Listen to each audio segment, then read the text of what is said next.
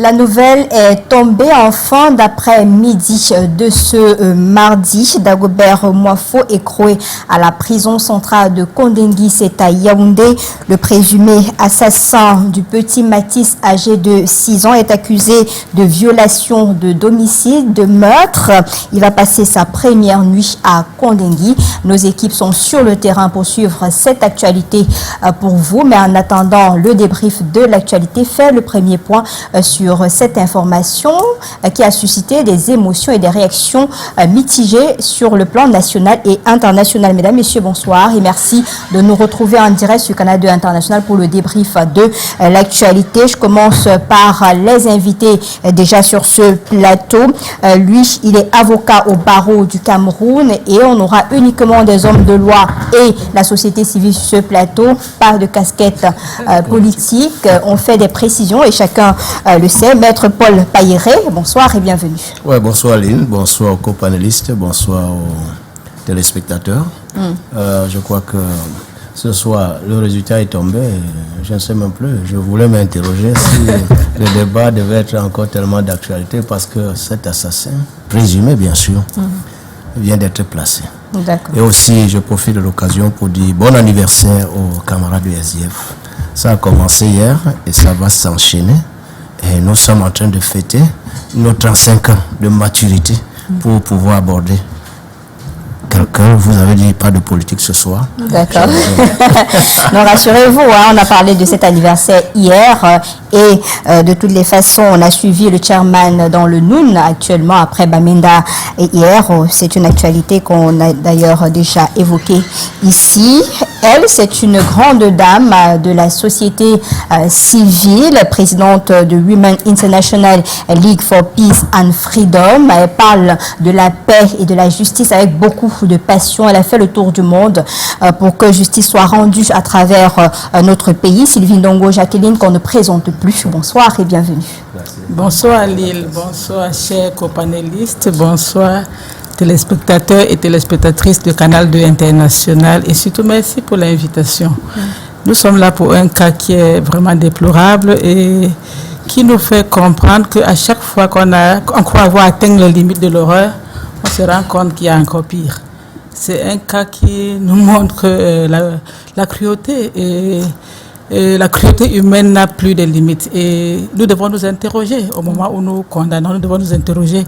Et je voudrais saisir d'abord l'occasion de ce plateau pour adresser une fois de plus, je l'ai fait, je sais que Dieu seul pourra apaiser cette famille, mais pour adresser mes condoléances les plus sincères à la famille de ce bébé Matisse, mais également aux nombreuses familles qui sont touchées par les drames au Cameroun. C'est tous les jours que nous avons des drames. Si ce n'est un bébé qui est poignardé, c'est des féminicides, c'est des assassinats.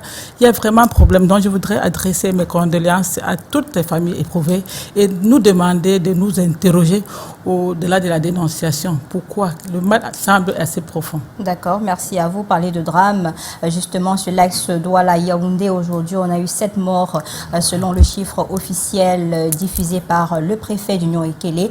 Heureusement, la situation est rétablie sur cet axe-là et condoléances à toutes les familles. Maître Georges Tegem, avocat au barreau du Cameroun, bonsoir. Bonsoir Lille, bonsoir au panel, bonsoir à vos millions de téléspectateurs, bonsoir à l'équipe technique qui accompagne l'émission. Merci de m'accueillir. Permettez-moi de joindre ma voix à celle de la représentante des droits de l'homme ici pour présenter les condoléances du RDPC que je représente sur ce plateau à la famille du jeune Matisse. Et le RDPC également présente ses condoléances aux familles des multiples morts de l'accident qui s'est produit ce jour sur l'axe la nationale numéro 3. Au niveau de Matom. D'accord, merci à vous d'être venu. Lui également, il est juriste. Vous le connaissez, c'est un habitué du débrief de l'actualité. Max Wabo, bonsoir et bienvenue. Bonsoir Lille, c'est un plaisir de renouveler et de me retrouver sur votre plateau. Je salue vos millions de téléspectateurs ainsi que les différents co-panélistes. J'ai suivi le maître Payéré dit que finalement l'assassin est tombé. Je présume que quand on dit que l'assassin est tombé, ça veut dire qu'il a été mis sous mandat de dépôt. Bon, je crois qu'à ce stade, la justice fera son job et on aura justement la suite des événements. Et je profite également pour adresser, bien évidemment, à mon nom personnel et au nom justement de mes camarades. C'est vrai que ce n'était pas un débat dans le cadre politique, mais mes sincères condoléances également. Et à vous, madame la journaliste, c'est vrai que nous sommes devant un événement triste, mais je voudrais saisir l'opportunité pour dire que j'admire la manière avec laquelle vous battez pour votre émission, les thèmes qui sont partagés ici. C'est des thèmes qui édifient les Camerounais. Je crois que ça nous conduit tous à une certaine prise de conscience. Et c'est également parfois un signal d'alerte. Donc, on ne peut saluer que la bravoure des médias dans la dénonciation de certains faits qui mènent la société. Je profite donc, madame, c'est vrai que ce n'était pas l'occasion qui était choisie pour dire tout simplement que j'ai avec moi un présent, je vais vous le donner, et vous prendrez la peine d'ouvrir à la fin de l'émission pour découvrir ce que c'est. Mais retenez que j'aime tout ce qui est beau et tout ce qui est joli, madame. Là, quelle surprise. Merci beaucoup, on va le découvrir ensemble. Merci énormément de reconnaître le travail qu'on abat. Pardon, le travail qu'on abat chaque jour. On va découvrir ce paquet ensemble. On espère que c'est rien de méchant, on espère. Non, je ne crois pas. Je ne fais rien de méchant. J'étais en train de vous titiller. Merci beaucoup de reconnaître ce travail-là. Je reste avec vous, Maître Paul Payéré, sur cette actualité. Finalement, le présumé assassin est écroué à la prison de Kondengui. C'est une bonne ou une mauvaise nouvelle? Ou c'était trop tard ou trop tôt? Une très bonne nouvelle. Surtout que ça faisait couler beaucoup de salive. Je profite de l'occasion pour dire aux journalistes, bon boulot, parce que nous qui sommes du corps judiciaire, pendant que nous essayons de voir comment les choses peuvent évoluer, les journalistes ont été derrière cet assassinat, ont beaucoup dénoncé, et ça fait que le présumé assassin soit enfin déposé aujourd'hui. Ça ne peut être qu'un ouf de soulagement pour beaucoup de Camerounais. Donc, l'assassin va répondre de ses actes. Les enquêtes ont été menées. Nous savons bien, c'est ce qui a amené les Camerounais peut-être à trop s'interroger, c'est le temps que ça a mis avant qu'il soit finalement écroué à Nubel. Et surtout, s'agissant d'un crime flagrant où le témoin, tout le monde, il ne nie pas.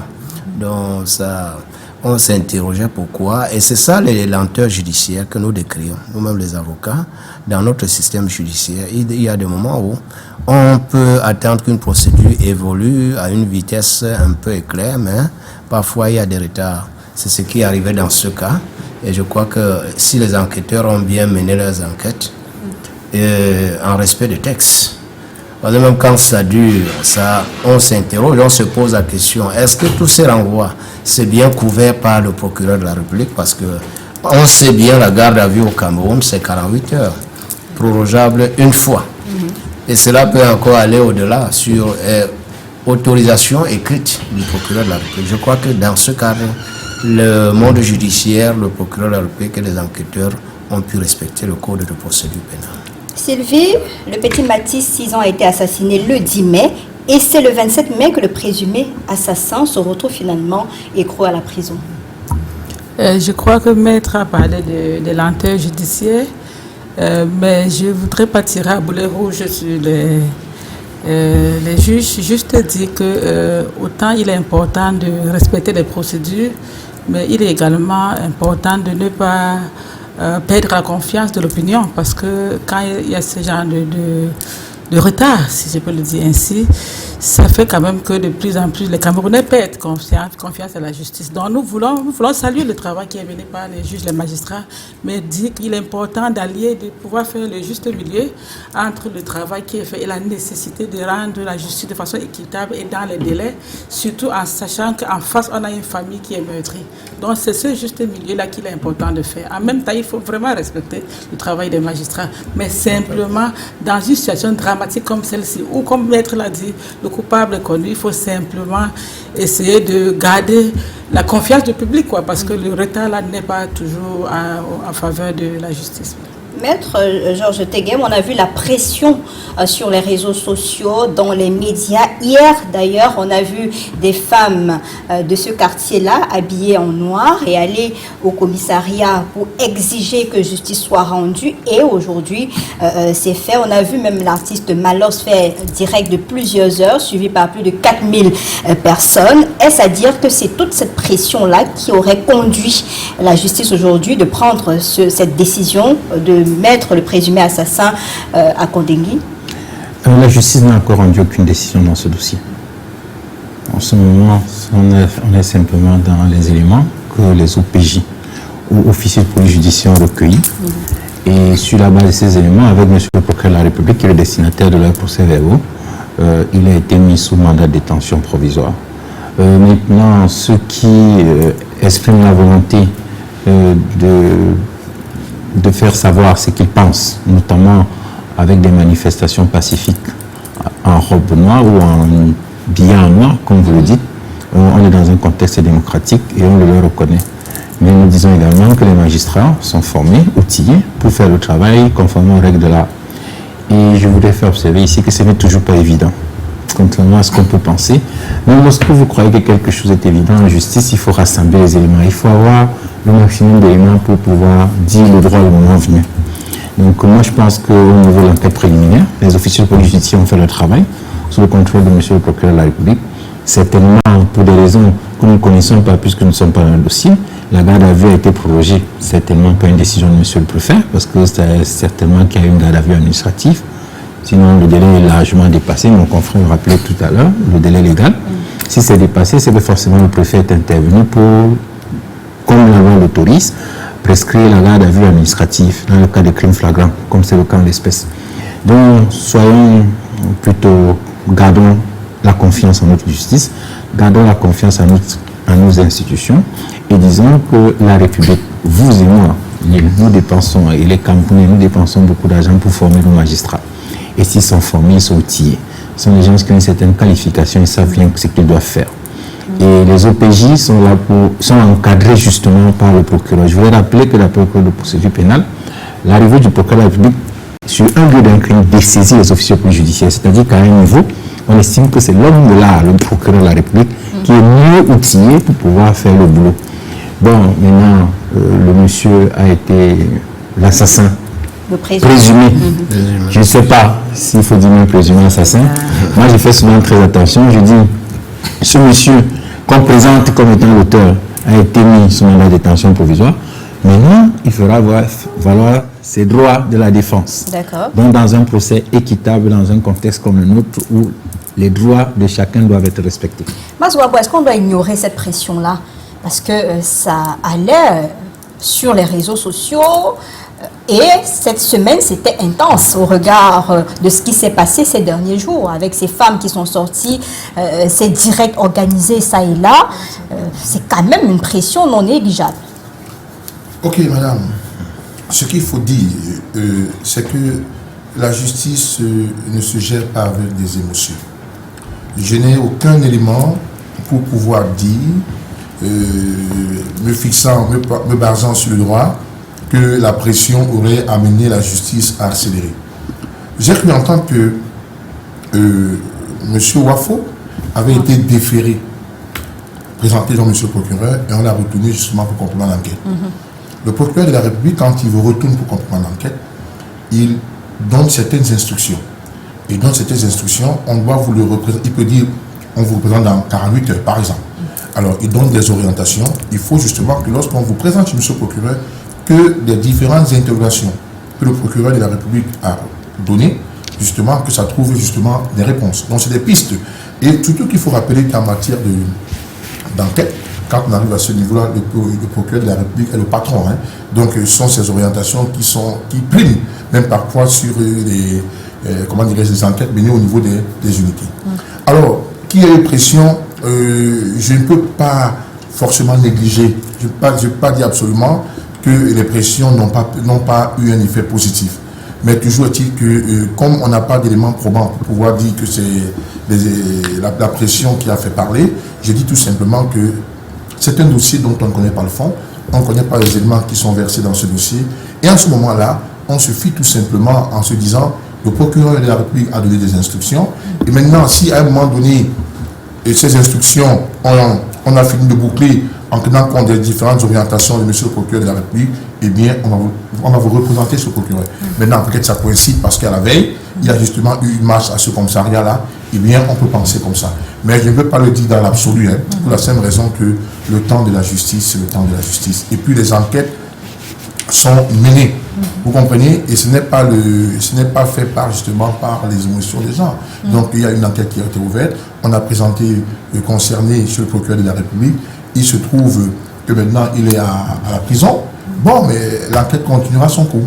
Mais avant que l'enquête, c'est quelqu'un quand même qui a réussi à dire, c'est vrai qu'il a, quand il s'est réveillé, il a dit qu'il ne se rappelait plus de ce qui s'est passé, mais tout le monde connaît la scène. Ça aurait pu peut-être changer quelque chose dans la vision ou dans la stratégie au niveau des enquêtes, non, Maître Pahiré?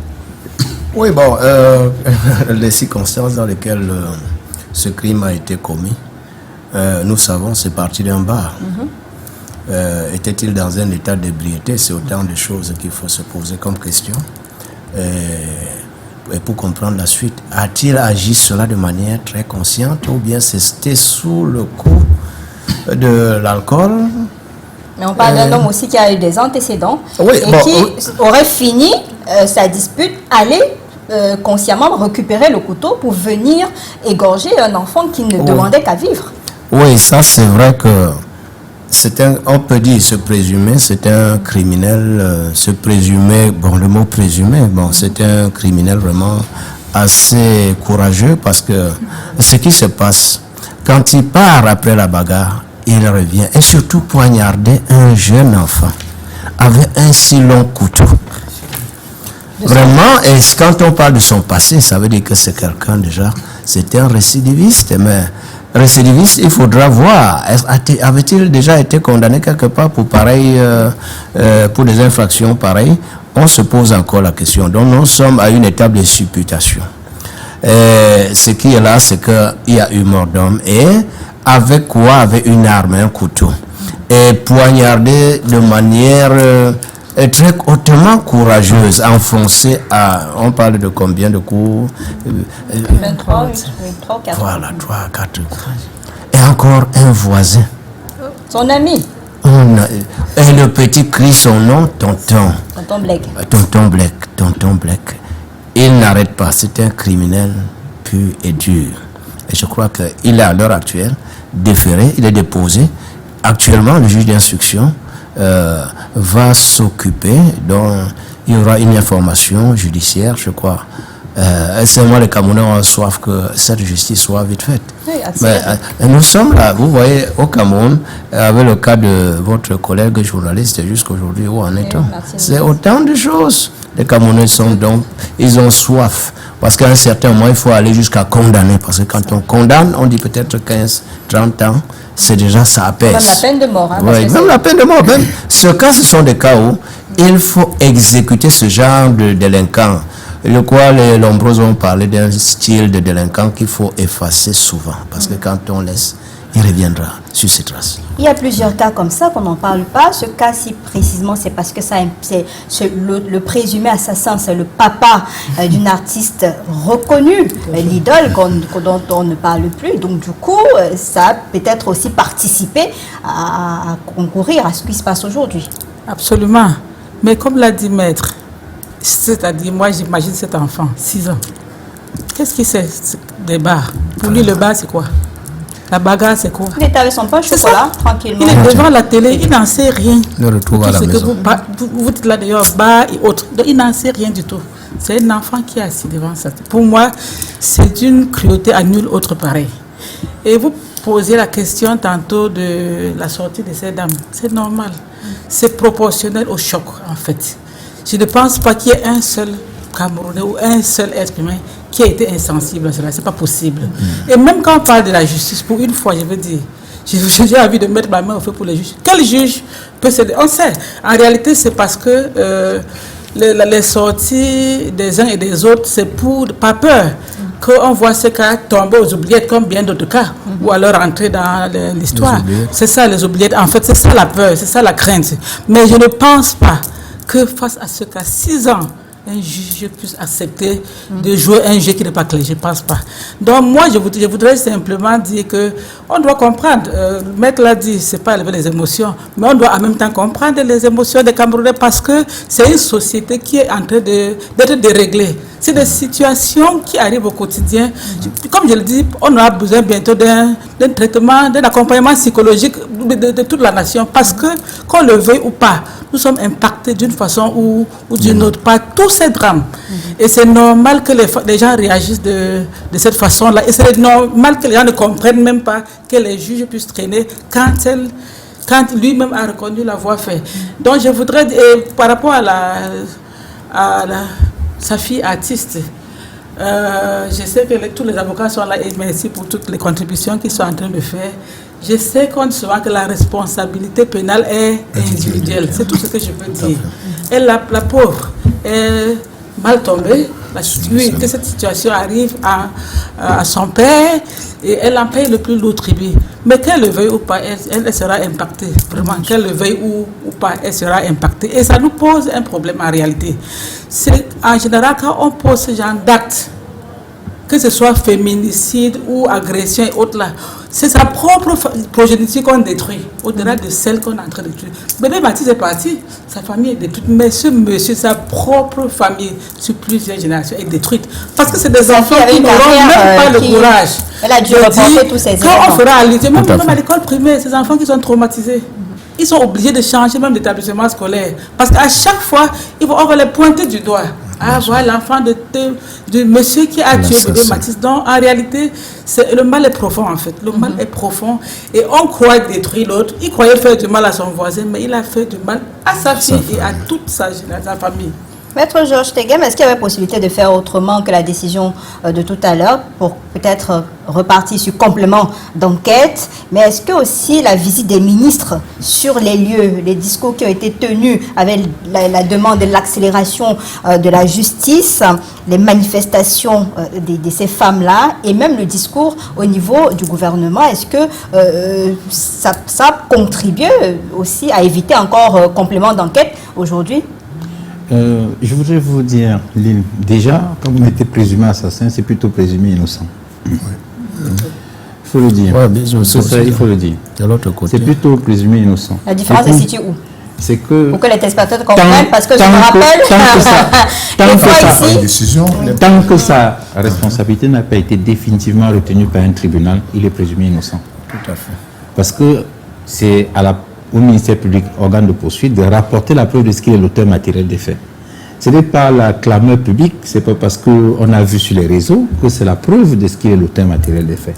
C'est à l'issue d'un débat contradictoire où il donne ses arguments que le juge peut estimer. Oui, mais vous avez vu mon confrère tout à l'heure, même dit, on ne sait même pas s'il était sous l'emprise de l'alcool, s'il est dément, tout ça. C'est des éléments qui entrent pour retenir la responsabilité pénale d'un délinquant. Donc, moi, je ne suis pas partisan d'un système où on ne respecte pas l'indépendance du pouvoir judiciaire. Donc, vous comprendrez que je ne sois pas d'accord que c'est l'intervention du membre du gouvernement qui est amené, je pense, dans ce cas, le juge d'instruction a décidé de le mettre sous mandat de détention parce que c'est quand même une infraction criminelle. Donc, pour être mis sous mandat de détention, normalement, l'acte du juge d'instruction, ce n'est même pas monsieur le procureur de la République, contrairement à ce que j'avais annoncé tout à l'heure. En principe, c'est le juge d'instruction saisi par l'ordonnance, le réquisitoire introductif du parquet qui aurait décidé la mise en détention provisoire. Maintenant, même à la phase d'instruction, il reviendra à ce monsieur d'apporter ces éléments que nous n'avons pas et il aura des avocats qui forcément produiront des pièces. Nous ne savons pas ce qu'ils produiront. Peut-être que c'est un malade, peut-être que c'est même un grand malade qui peut justifier son irresponsabilité pénale. Moi, je n'en sais strictement rien. Et par rapport à l'impact sur la vie de ces enfants, peut-être c'est un impact psychologique parce que l'infanticide est prévu par la loi et c'est reprimé par, comme toutes les responsabilités pénales, par l'individualisation de la sanction et la personnalisation de la responsabilité. Donc, l'enfant de ce monsieur n'est en rien responsable du comportement de son père. Son père est un majeur qui a posé un acte, si c'est le cas, si sa responsabilité était retenue, est un acte suffisamment grave. Et le tribunal, le moment venu, nous dira à nous tous. Et moi, je voudrais faire une observation sur ce qui est forcément toujours décrié chez nous comme étant une lenteur judiciaire. Moi, j'ai vu en France, en 2015, les attentats au Bataclan. Là. Mais ils ont été jugés, je crois, l'année dernière. Hein. C'est 19 ans plus tard. Il y a aussi l'affaire de Matisse actuellement en France. C'est maintenant que les choses sont en train de se dénouer. Mais il y a quand même aussi l'environnement qu'on ne va pas ignorer. Oui, c'est ce que je dis. Même dans ces pays-là, justement, les gens ont été choqués lorsqu'il y a eu des meurtres. Il y a même le professeur qui avait été tué dans un lycée en France. Je ne sais plus dans quel, à Courbevoie, je ne sais plus trop. Mais ça avait provoqué l'émoi, mais on a jugé les gens seulement 8 ou 9 ans plus tard. C'est parce que la justice ne va pas au rythme que les gens pensent. Avant de rendre une décision, parce que, comme avait dit, je crois, le président la période de Mitterrand, détention était déjà dépassée, c'était illégal, non? Oui, mais à vue, pardon. Non, mais c'est pourquoi j'ai dit que ça a été couvert par l'acte de monsieur le préfet, certainement. Parce que, justement, la loi prévoit que monsieur le préfet peut prendre une décision saisie par les officiers judiciaires. Ils disent que nous avons des difficultés à rassembler l'ensemble des éléments. Comme le procureur est déjà dépassé dans les délais, ce qu'on vous demande, c'est l'autorisation de garde à vue administratif. Vous voulez ajouter quelque chose? Oui, moi, je voudrais ajouter quelque chose. Je vais peut-être vous poser la question, peut-être à Maître. Normalement, à mon humble avis, je pense que on peut, en tout cas la justice gagnerait. Je pense qu'il devrait avoir un service de communication, n'est-ce pas? La justice devrait pouvoir communiquer, être transparent, lui donner des c'est tout. Moi, je pense que si on communique en temps réel sur l'évolution de la procédure, ça va un temps soit peu apaiser. C'est ça, oui. C'est ce que je pense. Oui, donc c'est pour ça qu'il y a cette suspicion en fait qui peut être réglée simplement, tout à fait. Ces émotions-là, à mon humble avis, on peut simplement trouver le moyen, je ne sais pas comment, de communiquer. Là, c'est ailleurs, c'est on voit le procureur de la République ou bien le département qui fait le point chaque jour pour dire voici nous sommes à telle étape. Parce que mettre à faire l'allusion au cas de l'Europe, au moins là-bas, c'est qu'on voit, c'est qu'il y a des communications qui se font. Oui, quand des cas comme ça sont portés à l'attention. Oui. Madame, j'ai dit tantôt que la justice ne se gère pas avec des émotions. Le procureur de la République peut communiquer, mais il a aussi l'opportunité. Il peut également choisir de ne pas communiquer. Ça, c'est clair. Donc, et puis, à cette phase-là, le procureur de la République n'est pas obligé de venir à chaque fois dire nous sommes à telle étape. Bon, ça, c'était une observation. Alors, où je dis qu'il ne faut pas gérer avec les émotions, c'est que vous voyez, forcément, l'affaire se trouve aujourd'hui devant un juge d'instruction. Et devant un juge d'instruction, il faut que les Camerounais sachent. Parce qu'il ne faudrait pas qu'on voie le monsieur dehors demain. Et on commence justement à crier n'importe quoi. Quand vous êtes devant un juge d'instruction, il y a un certain nombre d'éléments qui peuvent être produits devant un juge d'instruction. Il peut décider, malheureusement, il peut décider de vous libérer même sous garant. Il peut décider de vous libérer sous caution. Il peut... Attendez. C'est avec un cas comme ça là. Non, faisons attention parce que Maître Teguem a dit tout à l'heure qu'on n'est pas dans le dossier. Vous disiez tantôt qu'il disait qu'il ne se souvient plus de rien. Madame, on peut être devant quelqu'un qui a atteint d'état chromosomique, comme disait le psychiatre italien Lombroso. On peut être devant quelqu'un qui a atteint de démence. Vous comprenez? Donc allons-y un peu doucement. Allons-y doucement. Parce que ce que je ne veux, parce que ce qu'il ne faut pas faire, c'est que si on se trouve devant un cas de démence, mais la démarche sera haute. Alors, c'est pourquoi je dis, laissons un peu les émotions. Parce que vous savez, on ne peut pas dire, l'affaire s'est passée dans un bar. Soit, on peut se quereller dans un bar, vous pouvez me dire des mots, et je choque au niveau de la tête. Je perds un certain nombre... Ils sont habitués, hein? Les deux là étaient habitués, donc c'était pas une première. Je peux perdre, vous comprenez? Et surtout qu'on a vu les gens, vous bavardez avec eux, vous dites quelque chose qui les blesse, et puis ils entrent dans un autre état. D'accord? Donc, j'ai dit tout simplement, ils seront tempérés. L'affaire est devant un juge d'instruction.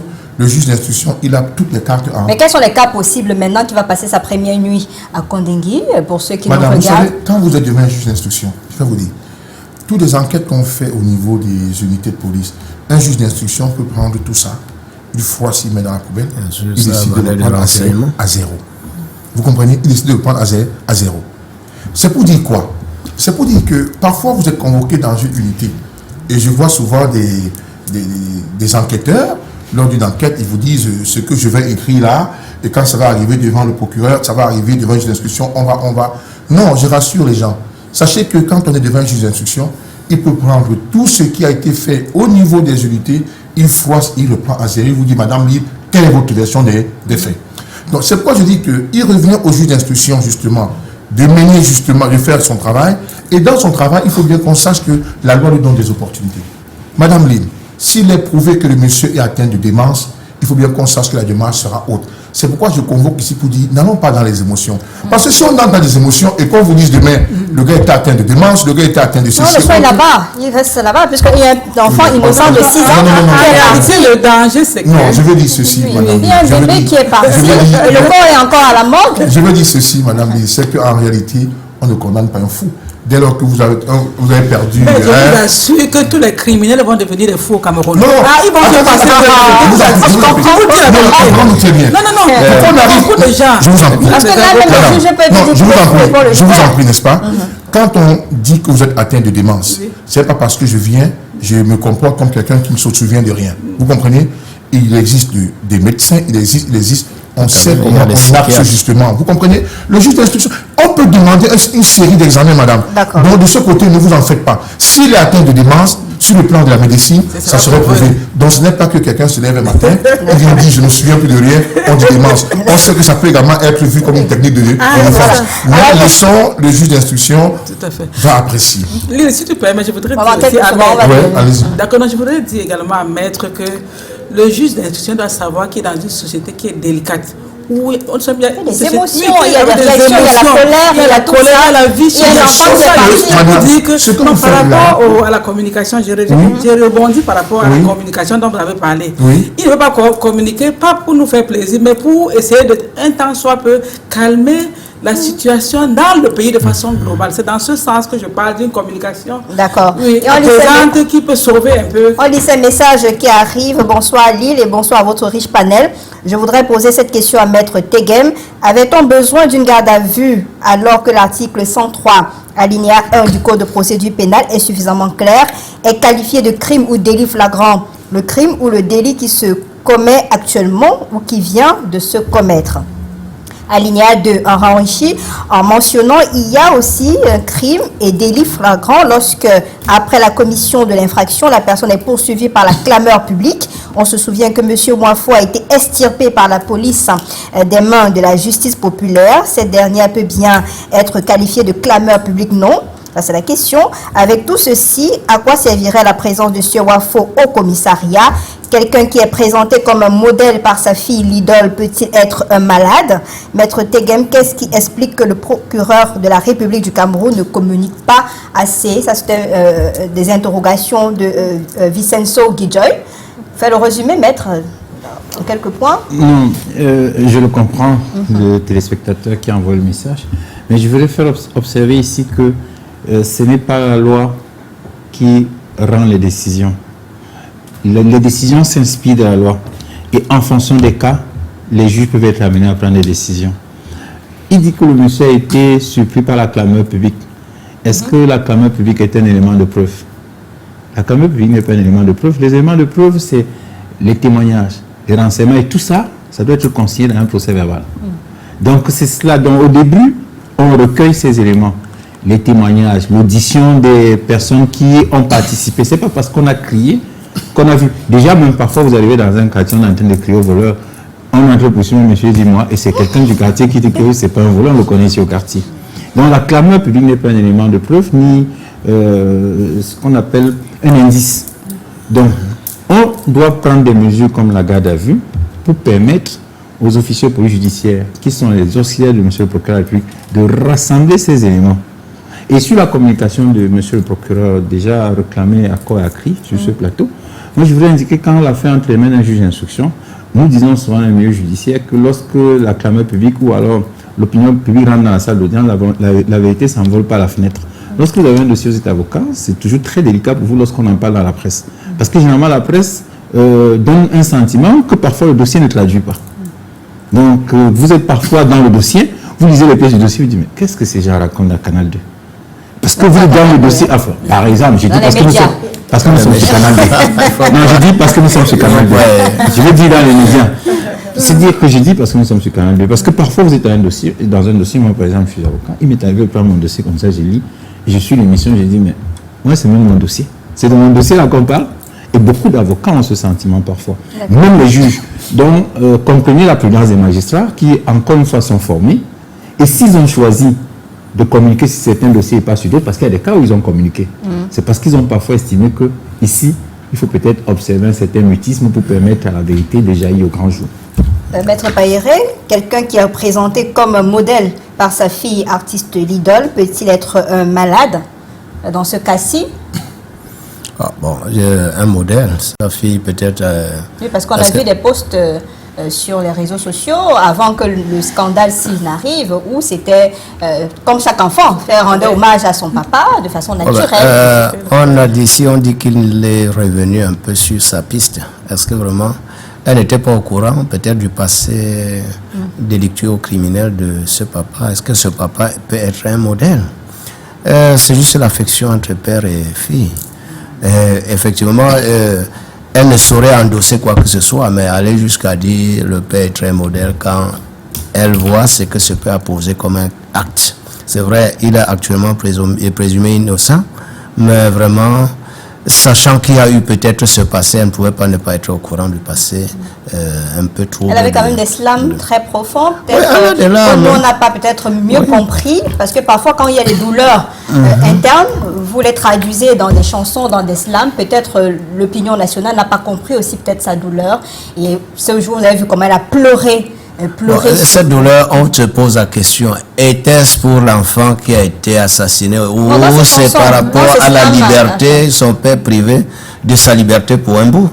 Je vais revenir pour dire quelque chose. La garde à vue souvent là, c'est pour aussi sauver le délinquant, c'est sa protection.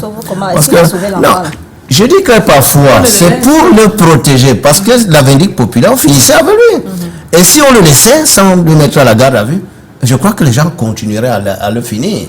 Et ça aurait peut-être empêché de pouvoir mener les enquêtes d'une manière très, très correcte.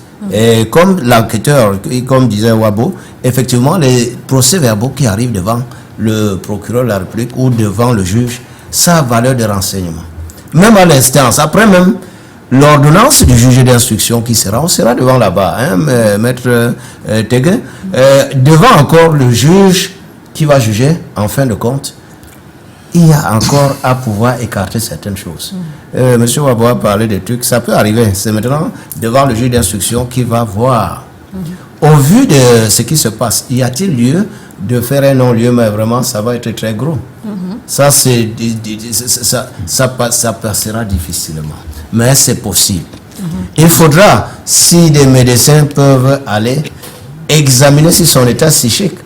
Mais attendons voir. D'accord. Sinon, à l'heure actuelle, vraiment, tout couvert. Parce que devant son aveu lui-même, il l'avoue avant de dire il ne sait pas ce qui s'est passé. Peut-être qu'il a reçu, parce que moi je vois les images où il a encore le bandeau sur la tête avec du sang. Peut-être qu'il avait reçu un coup. Oui, bien sûr. Il a eu le temps de se remettre pour revisualiser ce qu'il a fait. Et il y a Maître Alice Com qui a d'ailleurs fait un point en disant chaque minute qui passe sans arrestation du meurtrier est une minute d'injustice de trop pour les parents, la famille et le peuple camerounais. Il fallait tenir compte de cela aussi dans ce cas. Bon, madame, je vous ai dit, j'ai du respect pour Maître Alice Com, mais je ne voudrais pas... Je peux comprendre son cri de mère, parce que lorsqu'elle parle là, elle va au-delà de l'avocate. Elle met maintenant le cri d'une mère, et c'est comme ça qu'il faut comprendre ça. Donc elle n'est pas entrée, elle n'a pas abordé sa robe d'avocate pour analyser la situation. C'est le cri d'une mère. Un enfant est décédé, ça fait mal. Alors moi qui dis tantôt que il ne faut pas gérer avec les émotions, mais je dois avouer en toute sincérité que cet enfant est comme le mien. Ça aurait pu arriver aussi à mon enfant. Vous comprenez? Mais je dis tout simplement que il ne faudrait pas que devant des émotions, on oublie qu'on est en République. Et c'est pourquoi j'ai peur. En vous disant tout simplement, sachez justement qu'il y a plusieurs possibilités qui s'offrent à un juge d'instruction. Nous n'avons pas le fond de ce dossier. Le juge d'instruction doit faire son travail. Et il le fait en âme et conscience. Et le moment venu, il aura des éléments d'appréciation, il saura de quel côté pencher. Alors, j'ai suivi M. Pairé dit que si le juge d'instruction allait vers une ordonnance de non-lieu, bon, c'est vrai, je vous le concède parce que on regarde un peu là, mais j'émets toujours des réserves chaque fois que je me dis que je ne connais pas des pièces de dossier. Donc, parce que si vous dites le juge d'instruction, j'ai dit ordonnance de non-lieu, je crois que ça va encore devenir une autre bataille. Mais sachez que c'est des possibilités qui sauvent un juge d'instruction. Hein. C'est des possibilités. D'accord? Mais il appartient au juge d'instruction de faire son travail et que la procédure aille au bout. Sylvie, qu'est-ce que vous attendez après cette étape-ci? On a crié depuis le 10 mai, on a pleuré, on a eu des réactions mitigées, on a eu des émotions, on a eu le monde national et international se lever pour demander justice. Maintenant qu'il va passer sa première nuit, vous, en tant que président de la Women International League, qu'est-ce que vous attendez pour la suite? Oui, déjà, pour le cas d'espèce, que la justice puisse être rendue le plus tôt possible pour non seulement apaiser, mais rebâtir cette confiance qui est un peu perdue parce que les réactions démontrent que les gens ont un peu perdu la confiance dans la justice. Mais je voudrais me joindre à Ahmed pour dire que j'attends également que ce cas nous interroge quand même sur pourquoi est-ce qu'aujourd'hui nous sommes capables de voir des gens qui tuent sans état d'âme. C'est le cas de Petit Mathis est là, mais il y a plusieurs, tous les jours, c'est des drames. Des drames, des tueries, des assassinats. Au-delà de la dénonciation et de la condamnation, posons-nous des véritables questions. C'est quoi le problème? Quelles sont les raisons sous-jacentes qui poussent les gens à ces extrémités? Et il faut vraiment poser ces questions. Parce que, est-ce que ce n'est pas le désespoir? Moi, je dis toujours, en tant que quelqu'un qui travaille sur les questions de paix et de sécurité, et sachant que les conflits en réalité, je dis souvent parfois ici au Cameroun que prenez tout ce que vous appelez en bas et mettez en prison, ça ne règle rien du tout. Parce que tant qu'on n'a pas interrogé les causes profondes. Donc, dans le cas d'espèce, il y a lieu quand même de nous poser un certain nombre de questions. Le cas de Mathis vient retrouver plusieurs autres cas. Qu'est-ce qui ne va pas? En réalité, c'est ça, en fait. Qu'est-ce qui ne va pas? Qu'est-ce qui peut être fait? Et sur le plan de la justice, moi, je voudrais simplement dire que l'impunité, malheureusement, a été légion pendant très longtemps. Il faudrait vraiment qu'il y ait une sanction. Vraiment, j'espère, je souhaite vraiment de tout qu'il y ait une sanction. Pourquoi? Parce qu'à mon humble avis, elle est dissuasive. Pour que les gens ne pensent qu'ils peuvent se lever un matin et le faire. Donc, moi, je souhaiterais vraiment que la justice puisse être rendue de façon efficace. Également, que nous nous posions les vraies questions. Et nous, du côté de la société civile, ça nous interpelle également sur la nécessité de l'accompagnement que nous pouvons apporter aux communautés de façon globale. Parce que là, il y a vraiment un problème. Le cerveau est malade. Vraiment, les Camerounais sont malades. D'accord. Madame, je vais allez-y. Je vais vous dire, madame, ça c'est mon souhait. Si les faits sont avérés, d'accord, on peut même aller jusqu'à la peine de mort. Et s'il y a peine de mort, ce que je pense, c'est qu'il faut exécuter. Et lorsqu'on exécute publiquement, ça peut justement être un signal d'alerte. Les gens sachent que si on va là, parce que quand on vient dire à quelqu'un qu'on donne 100 ans de prison, vraiment c'est comme si c'était une peine de mort.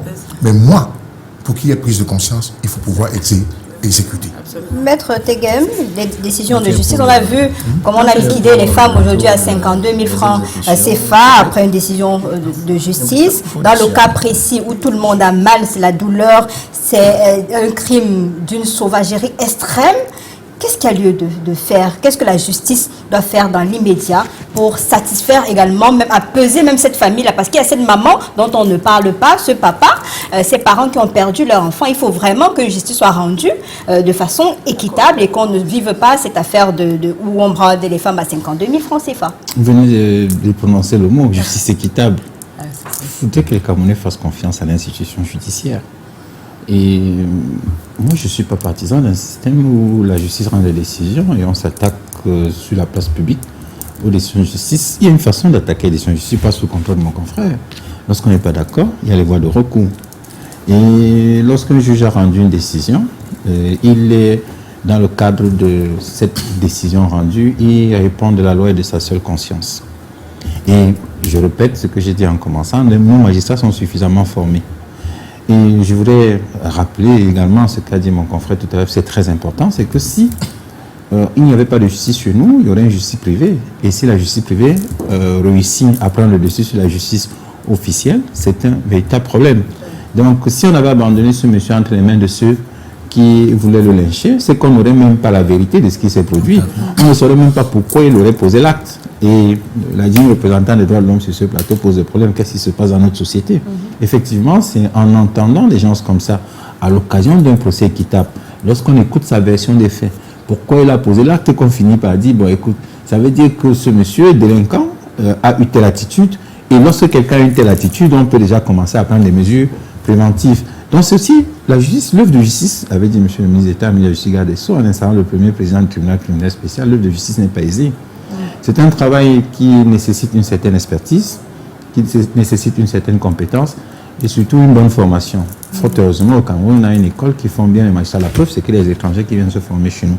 Nous devons en être heureux et continuer à soutenir nos juges. Même si les voix s'élèvent pour décrier cette institution-là et la qualité de formation au regard des décisions de justice ou bien le comportement de certains administrateurs aujourd'hui, peut-être il faudra... Heureusement que vous dites certains, ça veut dire que c'est vraiment une infime, c'est-à-dire une portion congrue, une portion qui est marginale. Et puis, Lille, sachez que dans un pays, lorsque vous avez parlé de justice, on peut rendre 100 décisions en un jour. Hein, et sur 100 décisions, il y a peut-être 2 personnes qui se plaignent. Ce qu'on peut comprendre. Et une société où il n'y a pas de critique n'avance pas. Une société où on mène une œuvre comme celle de justice sans qu'il y ait des gens qui aient des récriminations à faire valoir. Et c'est un problème. La preuve, c'est que même la loi autorise l'exercice des voies de recours. Ça veut dire que la loi reconnaît qu'il y a des gens qui peuvent exprimer un certain mécontentement. Travaillons. Faisons confiance à nos magistrats, éduquons, formons le peuple, informons les masses, disons-leur que oui, effectivement, il y a des gens qui peuvent poser des actes comme celui que nous décrivons tous sur ce plateau ce soir, mais disons que lorsqu'il en est ainsi, faisons confiance à notre justice qui peut, à partir des décisions qu'elle rend, à partir du procès équitable, nous édifier sur les comportements des éventuels délinquants. Et ça peut également aider au titre de la prévention, comme disait tout à l'heure le représentant des droits de l'homme sur ce plateau. Maswabo, comment éviter cette lenteur de la réponse judiciaire? Parce qu'il y a eu ce cas de Mathis, il y a eu d'autres cas, et on souhaite un peu plus d'accélération dans le processus pour qu'il n'y ait pas cette intervention des membres du gouvernement, ces interventions de masse, pour qu'on en soit à traiter des cas par cas. Non, madame, je ne voudrais pas croire que c'est parce qu'il y a eu la sortie de quelques membres du gouvernement que... on a mis une pression pour réagir même. Les choses sont allées un peu plus vite. Madame Lille, la justice ne va pas au rythme des émotions des êtres humains. Mais il y a quand même une lenteur dans la réponse judiciaire. Je suis d'accord avec vous. Voilà. Personne ne peut dire ici qu'il n'y a pas... Il faut donc éviter cela. Personne ne peut dire ici qu'il n'existe pas de lenteur judiciaire. Mais je voudrais tout simplement dire que dans le cas présent, je vois mal, d'accord, pour une enquête qui était encore au bas niveau de l'échelle, qu'on pense justement que c'était lent. Pour moi, ce n'était pas lent. Pour moi, c'était pas lent. Alors maintenant, oui, dans le système judiciaire camerounais, on se plaint souvent des lenteurs. Personne ne peut dire le contraire. Vous pouvez avoir un dossier qui est chez un juge d'instruction. On peut avoir un dossier qui est chez un juge d'instruction, ça prend tellement de temps qu'à un moment donné, on a parfois 6 mois, 18 mois, rien ne bouge. Mais nous disons tout simplement, c'est notre système et il faut justement bien que des mesures soient prises au plus haut niveau pour que les magistrats essayent de mettre un peu de rapidité dans le traitement des dossiers et donc dans les décisions qui doivent être rendues. D'accord. Je pense qu'avec le concours de la réalisation tout à l'heure, avant de clôturer, on aura la dernière réaction de Arnaud Ngefak qui est positionné de ce côté-là. Je vais peut-être envoyer l'élément à Colas Wanchouan pour permettre que l'on puisse avoir cet élément avant la fin de cette émission parce que nos équipes sont mobilisées sur le terrain. Est-ce qu'il faut rescanner notre société, Maître Payiré, en attendant que l'élément soit disponible? Scanner la société, bon, c'est vrai que nous sommes dans une société où vraiment l'immoralité est en train de primer. Nous avons intérêt à pouvoir nous éduquer, nos membres de la société, parce que là, au rythme où nous voyons les crimes ou bien toutes les infractions se commettre ces derniers temps, c'est vraiment à s'interroger. Est-ce que c'est parce qu'il y a une certaine paupérisation ou bien quoi que ce soit? Autant de choses que le gouvernement doit mener des enquêtes. Les sociologues eux-mêmes doivent être appelés à pouvoir donner des solutions pour qu'on puisse sortir de tout ce que nous vivons ces derniers temps. À un certain moment, on s'est demandé pourquoi la récurrence des crimes, parce que ces derniers temps, c'est tellement récurrent. Alors, il y a lieu de s'interroger et il est question que vraiment toutes les couches sociales, que ce soit les sociologues, que ce soit les juristes et tout le monde, qu'on essaie de voir. Et à un certain moment, il faudra quand même appliquer des peines dissuasives. Je suis d'avis pour un cas pareil. Si le juge d'instruction boucle son information et on trouve que ce monsieur est réellement impliqué, à un certain moment, je crois que la peine de mort par fusillade sur la place publique qui se faisait à un certain moment, je l'ai dit souvent même pour les détourneurs de deniers publics, il y a lieu d'appliquer cela parce que ça dissuade certains criminels qui se préparaient à pouvoir poser les mêmes actes. On poursuit avec la mobilisation de la communauté, parce que la communauté participe aussi à réveiller ces magistrats, ces juges d'instruction qui dorment parfois et qui ne comprennent pas souvent la gravité des faits présentés. Oui, moi je pense que la mobilisation est capitale, autant pour mettre la pression sur le système judiciaire, mais également pour accompagner les communautés. Parce qu'ici, nous avons plusieurs acteurs qui rentrent en jeu. Et au moment où on se tourne du côté de la justice, tournons-nous également du côté des familles. Ces familles du Petit Baptiste, qu'est-ce qu'on fait? C'est un accompagnement psychologique dont ils ont besoin. De même que la famille du bourreau, si je peux le dire ainsi. Oui, parce que, comme je le disais, on est en train d'aller vers une espèce de traumatisme collectif. Donc moi, je pense que la mobilisation doit continuer dans tous les sens, surtout la mobilisation en termes d'accompagnement et surtout dans un cadre respectueux. Et moi, je voudrais attirer notre attention sur le fait que malheureusement, notre pays fait face à des défis sécuritaires importants depuis quelques années. Pendant longtemps, nous étions un peu à l'abri. On était un peu à l'abri de toutes ces crises-là, mais malheureusement, nous sommes en plein là-dedans. À ce moment-là, ça veut dire que nous devons, chacun à son niveau, essayer de poser des actes qui aident le Cameroun à sortir de la situation de l'État dans laquelle on se trouve. Ça veut dire que l'acte que pose le magistrat, l'acte que je pose en tant que maire, en tant qu'actrice de la société civile, l'acte que maître pose doit être pensé. Chacun à son niveau doit se dire, à ce moment-là, c'est le destin du Cameroun que j'ai entre les mains et c'est ce que nous voulons que ces juges, qui se disent qu'à un moment, c'est le destin. C'est pour ça qu'on parle de traumatisme collectif. Tout le monde sort parce que c'est un peu trop. Donc je voudrais juste dire que la mobilisation doit continuer et dans le respect, voir comment chacun à son niveau nous pouvons contribuer à permettre, je voudrais le dire, à notre pays de retrouver sa légendaire notoriété de Cameroun havre de paix. Comment on fait de la famille alors pour sortir, Maître Teguem? Il faut penser aussi à cette famille meurtrie. Le corps est encore scellé, il faut faire le deuil. Est-ce que c'est le moment précis lorsque le présumé est de ce côté-là? C'est le moment de déceler le corps et de faire le point avec la famille, de remettre le corps à la famille? Disons que ce sont des actes du juge d'instruction. Il appréciera, conformément à la loi et à sa conscience, et en fonction de l'évolution du dossier, des éléments en sa possession, des attitudes de la personne poursuivie, c'est-à-dire de l'inculpé, des attitudes également des familles, parce que quelquefois on veut même restituer le corps et c'est les personnes poursuivies qui disent non, en vous disant parfois que celui qu'on dit qu'on veut aller enterrer là, c'est même pas lui qui est en réalité sous-scellé. Parfois on vous dit que celui qui est sous-scellé c'est quelqu'un d'autre, c'est que celui dont on dit qu'il est mort est actuellement en train de vivre sa vie au Canada, en Afrique du Sud, ou je ne sais pas n'importe où. Donc il y a plein d'éléments comme ça, c'est en fonction de ces éléments qu'un juge se prononce. Donc souhaitons, disons plutôt, qu'il faut continuer à former les masses, parce que ça c'est pour répondre à la représentante de la société civile ici. C'est parce qu'elle a parlé tout à l'heure du sursaut républicain. En réalité, lorsque vous dites que chacun doit être responsable de ses actes, vous appelez à la responsabilisation de chacun des uns et des autres. C'est pourquoi on a mis en place au Cameroun le système responsabilisant. Maître Teguem. Alors, on va aller à Yaoundé et prendre la dernière information avec Arnaud Nguefak sur la situation de ce présumé innocent, tel que vous l'avez dit les hommes de loi sur ce plateau. Arnaud Nguefak, bonsoir.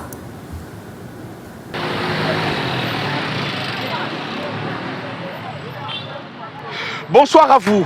Retenez que le portail de la maison d'arrêt s'est refermé sur l'homme devenu le visage d'un drame insoutenable. Le présumé assassin du petit Mathis, 6 ans, poignardé à mort le 10 mai dernier. Vous l'avez dit, il vient d'être placé sous mandat de dépôt ici à la prison centrale de Yaoundé-Kondengui. Il est arrivé ici vers 15h30 d'abord d'un véhicule banalisé, discret, presque furtif. Pourtant, ce matin encore, c'est sous forte escorte policière dans le pick-up du commissariat du 5e arrondissement qu'il avait été conduit au parquet. Pour cette affaire, le procureur ne s'est pas du tout précipité. Déféré plusieurs fois au parquet, il avait à chaque fois été renvoyé au commissariat.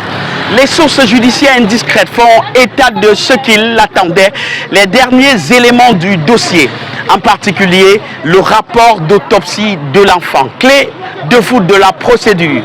Ce rapport est finalement tombé ce jour sur sa table et tout s'est accéléré. En silence, sans effusion, le suspect a franchi les couloirs froids de la justice avant de disparaître derrière les murs de la maison d'arrêt de Kondengui en attente d'un jugement que l'opinion exige avec force. Il faut dire que la tension était palpable.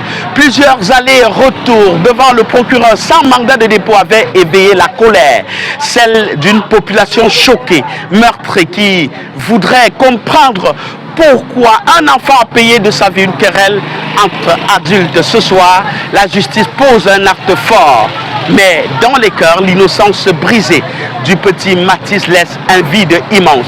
Devant la prison centrale de Yaoundé-Kondengui, presque pourchassés par des gardiens de prison qui nous empêchent de faire notre travail, Arnon Gefak, Raoul Goufo, Aïssen Chia et Kelvin Akime.